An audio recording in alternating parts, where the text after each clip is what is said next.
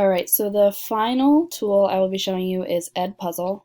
I'm home. These are different videos. I'll click on this one. And I'm just going to turn the volume down. Alright, so this is the original video that I edited. I'll show you how I did that. In the beginning I added a note which you have to play in order to keep going. Today we're going to be taking a look at some basic math vocabulary. Alright, I'm just going to turn that down.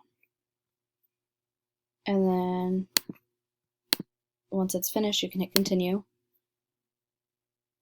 And then it just keeps going, and then over here I put a little note that they have to read, and then they can hit continue. Then down here I put a question, everything like that.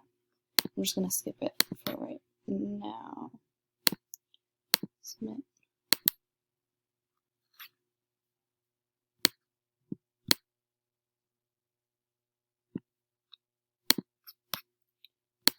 Okay.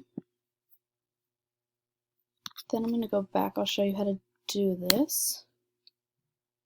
So if you click on the video,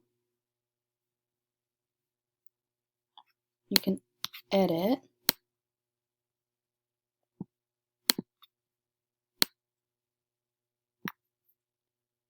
And then up here, you can cut the video to whatever length. You could insert a voiceover. You just hit start recording. And then you can insert questions, open-ended questions, notes, multiple choice, wherever in the video, and it will pause. And then when you hit finish, if you hit assign, you could choose the start date, who you want to share it with, prevent skipping, which I turned on, that way students have to read, answer the questions, or listen in order to continue. And then click on that, and then you just hit assign.